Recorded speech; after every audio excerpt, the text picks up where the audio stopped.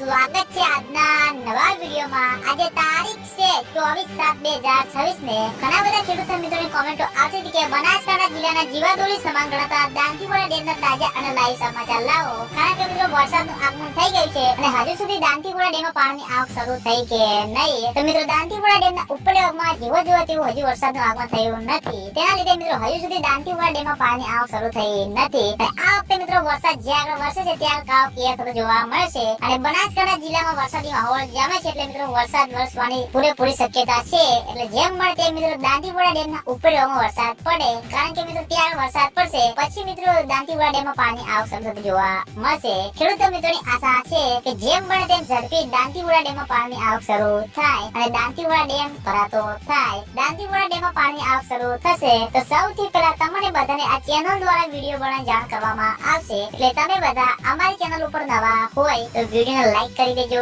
Comment કરી દેજો અને ચેનલને સબસ્ક્રાઇબ પણ કરી દેજો। તો મિત્રો જય માતાજી।